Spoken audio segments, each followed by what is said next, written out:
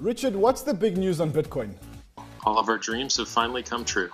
The largest derivatives market, the largest market on the entire planet, is listing Bitcoin futures, and they start testing in 2 days. Well, maybe 1 day now. And they launch the second week of December.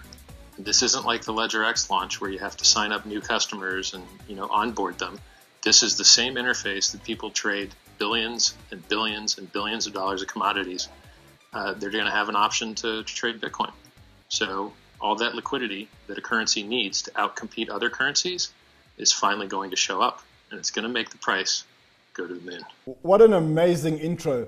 Explain to me what that would do to the Bitcoin price, or why that would make the Bitcoin price run.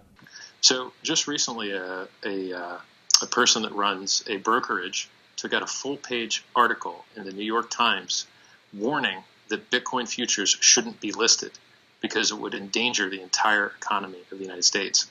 And his logic was that just as Bitcoin has gone from 700 to 7,000, so too could it easily go from 7,000 to 70,000, in which case the market would always be locked up, and the shorts that were silly enough to short the biggest bull market that mankind has ever seen would never be able to cover, and they would all go bankrupt. So I don't know about you, but if the owner of one of the largest brokerages in the world is afraid that Bitcoin might go from 7,000 to 70,000 before people can close their shorts, that's really good news for a speculator. Now, the mechanics of how the futures price will affect the spot price is called cash and carry arbitrage, or just cash and carry trading. It's where you see the futures as trading at $10,000 a coin, but the local spot price is trading at only $8,500. Therefore, there's a $1,500 difference that you can instantly lock in by buying the future and selling the spot, or rather selling the future and buying the spot. This drives down the price of the future, and this drives up the price of the spot. So what these futures are actually doing, if I understand this correctly, is number one, they're giving a platform for institutional investors to enter the market, where previously institutional investors haven't had an opportunity. But the other thing they're doing is that they're giving a platform to people who want to speculate on the price of Bitcoin in the future.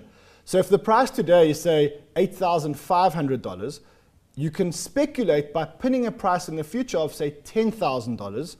And if Bitcoin gets to $10,000, then you get $10,000, but you don't enjoy any more of the upside. Is that right? You will be locking in your profit of $1,500 short term. However, you will be losing out on any profit if the price goes over 10,000, which it should.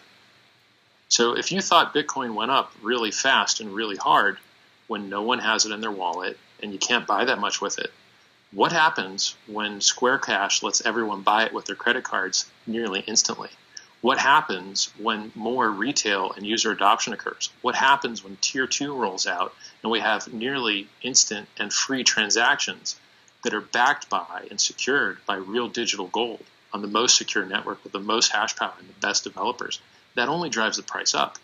So we're at the beginning of an S-curve, and you have the once-in-a-lifetime, very rare chance to get in before Wall Street does.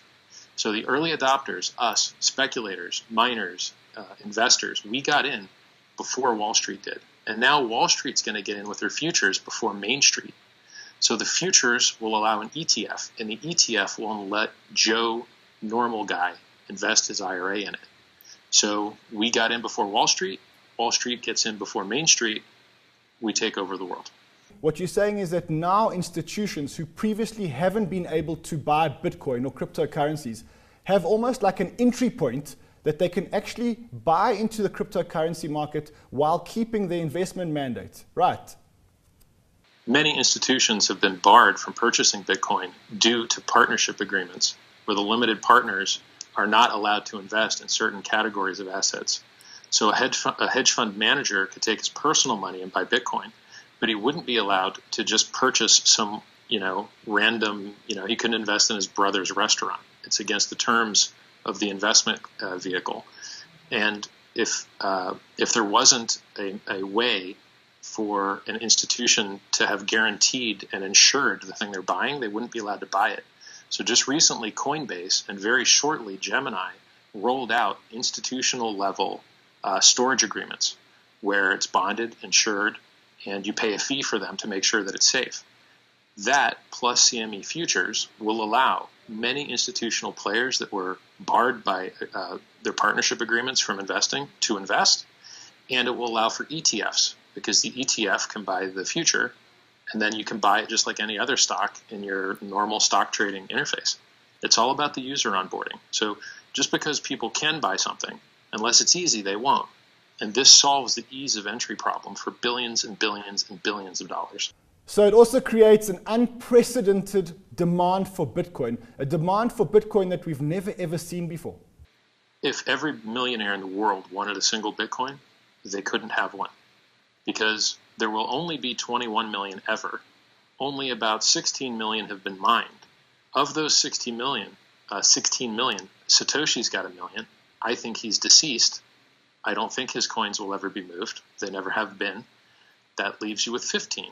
Of those 15, probably another 1 million was lost back when these things weren't worth anything. Now you're down to about 14. And there's this measurement called days destroyed, which shows how long it's been since a Bitcoin has been moved. And if you look at the days destroyed, the actual number of Bitcoins that are available and traded and moved around in the free market, it's about 5 million coins. So there's a whole lot of money fighting over 5 million coins. The price is going to go, in my estimate, as long as Wall Street gets in, to $20,000 by Christmas.